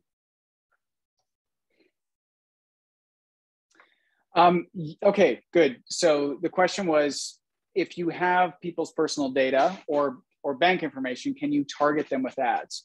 And the answer is in some cases, yes. For example, with Facebook, if you create a list of emails, people's email addresses, people's phone numbers, and you have that in a spreadsheet, and you upload that as a Facebook custom audience, that's what it's called. Facebook will tell you if those people are on Facebook or Instagram, and it will enable you to target them with ads. Now, Facebook used to have no limits and restrictions around this. And so people did experiments where they literally targeted like their roommate with ads, and really freaked out their roommate, thinking that, Facebook knew all this stuff about them. So there are some restrictions around it. But if you, for example, have a spreadsheet with, 100 email addresses, names, phone numbers in it, you could upload that to Facebook and you could potentially target those people with ads. So it is absolutely possible to do highly targeted personal advertising like that, particularly on Facebook. I don't know that that's possible with Google, but similar to that, every mobile phone has a unique ID in it, which is used for the device and also for ad targeting. So if you actually know someone's mobile ID for their phone, you potentially could target ads to them on their phone. I'm not aware of sort of people doing examples of that, but I know that you can target based on that unique ID. And if you have someone's unique mobile phone ID, that could potentially work. طيب في أسئلة خاصة بأدوات حجب الإعلان اللي بتنصح فيها، هل في أدوات معينة لحجب الإعلانات بتنصح فيها؟ وفي إيمان كمان عم تسأل إذا المتصفح الخفي بيمنع ظهور الإعلانات أو على الأقل بالحد الأدنى.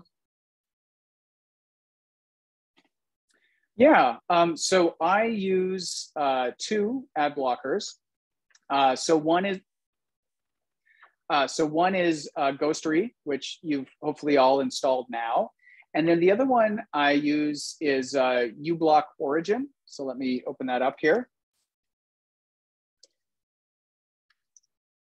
There we go. So I find uBlock is one of the most popular ad blockers. It's got more than 10 million users. And it's good quality. And if you want to customize it, you can. The reason that I have Ghostery and uBlock Origin is that, you know, Ghostery is an ad blocker, but I mostly use it for identifying ad trackers. So I have them both, and that's good. It gives me extra coverage. But if you only want an ad blocker, uBlock Origin is probably better. But Ghostery is, I think, important to have for the investigation side of things.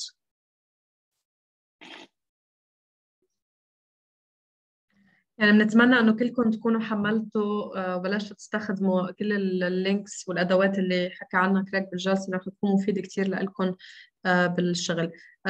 كراك بدي اختم مع سؤال اخير، هو سؤال عام شوي، بس اذا انت ممكن يكون عندك امثله تعطينا اياها او كيس ستاديز توضح لنا الموضوع بيكون ممتاز. ريمون عم يسال اذا في حكومات او دول بتستخدم الاعلانات بشكل موجه لتحقق أغراض هيمنة على المجتمع اللي فيها، خاصة إذا عم نحكي خلال فترة أزمة مثلا سياسية أو أزمة اقتصادية أو حروب أو كذا. هل في حالات صارت فيها أو أنت اشتغلت عليها، أو هل في اقتراحات لتحقيقات ممكن نشتغل عليها بهذا الموضوع؟ ممكن تعطينا إياها كمان، بيكون مفيد. Yeah, so yes, absolutely. Governments or sort of government-connected actors can absolutely use advertising, and I mean on a very basic level, you know, advertising is about persuasion. And if you are talking about conflict, if you are talking about heated political issues, times of war, then it's almost certain that there is going to be some presence in advertising of the war of ideas and the war of propaganda that will always be there. And so in some cases, governments may be, you know, very direct in just promoting their own cause. And, you know, and they could be doing it through Facebook, which has the ad library, fortunately. They could be buying, you know, ads on a range of websites as well through Google. And by the way, Google does have an ad library, but it is just not as useful as here we go. Oh, where is it? As Facebook's. So just to note that. So how would we do this? All right. So we would think, number one, on the most basic level, we would want to think about all the government departments and entities that might be placing ads. So again, if we were doing Facebook searches, we would want to be looking consistently at the pages of those government departments and agencies and seeing what ads they are running. So that's one part of it. And then the second thing that I would think about is who are these sort of government-friendly, aligned organizations and people. If the government doesn't want to spend the money itself, who might it then have acting as sort of its agents to be placing ads? And this is where you tend to see the creation of new groups, new nonprofit groups, new organizations who may go and register with Facebook to advertise, or who may, launch a website and start, driving people to their website. So, part of it is thinking about the existing departments and groups who would be on the different sides and monitoring to see if you can find their ads. Obviously, the ad library is useful for that. And then part of it is also looking and seeing the links that are being shared. Are there new websites, advocating a particular position? And then can you find if those websites have Facebook pages, and are they running ads? Are you able to get access to a tool like Pathmatics or adbeat.com and see if those ads are being tracked using those tools? And so, there's a very core part of this, which is all about monitoring, which is about thinking what is the universe of the government departments and entities and people, and the other kinds of related entities who might be advertising. And then, there's no simple, easy thing. You just have to be consistently looking, checking in the Facebook ad library, checking in adbeat.com, and noticing if you notice new websites, if you notice new Facebook pages, you should be making lists of them. And as you're following them, you should be checking to see if they are running ads, whether it's on Facebook or through Google or other places. And so this is really comes down to a lot of the fundamental approaches around digital investigations, which is that you can't just start and expect to find stuff instantly. You need to understand sort of, how, for example, digital advertising works. And then you need to start building lists of Facebook pages, of websites, of mobile apps. And you need to start monitoring them and looking to see what kinds of ads they're placing, what kind of messaging they're putting out there.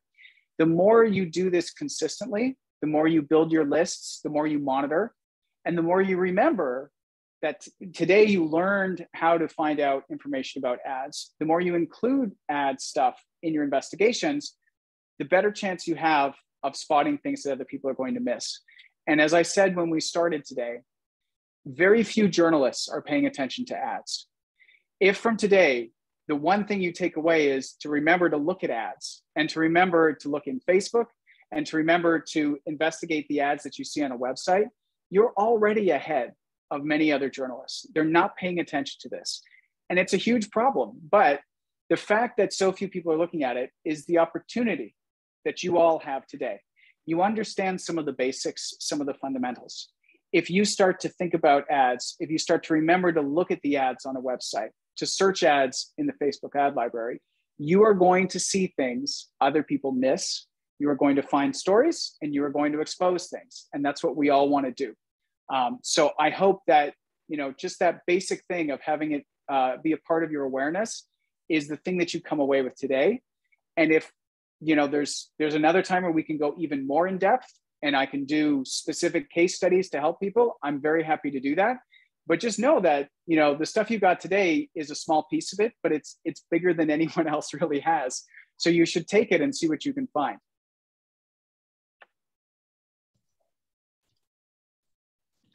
شكرا كثير كراج، عن جد الجلسة كانت كثير مفيدة، والكل عم بيقول انه بده جلسات بعد بخصوص الموضوع، او جلسات اطول بخصوص الموضوع. فان شاء الله بنقدر بعدين بالسنين الجاية انه نعمل جلسات متخصصة اكثر او مطولة اكثر بالموضوع. بتحب تختم بكلمة اخيرة بس قبل ما اختم انا ارجع؟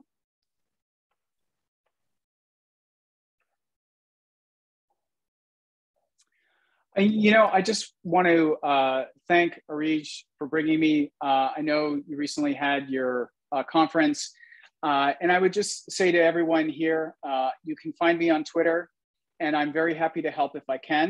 And if I can be of use to you in your investigations and help you, you should contact me, because I love helping other journalists, and I hope today was valuable. And thank you. Shukran. شكرا كثير كراك، شكرا كثير لكل اللي حضروا معنا اليوم. كانت عن جد جلسة مفيدة كثير. أنا حابة أقول لكم أنه الجلسات المشروع حرر وتحرر مع مشروع مثل الصحافي ما خلصت بعد. نحن بعد عنا 3 ويبينارز خلال سنة 2022 إن شاء الله رح يكونوا. وعندنا كمان أمور أخرى، تدريبات أخرى خاصة بتدقيق المعلومات ومتخصصة أكثر كمان ضمن المشروع نفسه، ضمن مشاريع أخرى عم بتقوم فيها الشبكة العربية لمدققي المعلومات. فبنتمنى منكم تزوروا الموقع تبع الشبكة والموقع المشروع لتتابعوا كل الأخبار، تقدروا تسجلوا بالجلسات الجاية. يعطيكم ألف عافية وشكرا كثير لكم، وإن شاء الله بتكون السنة الجاية سنة سعيدة عليكم كلكم. باي باي.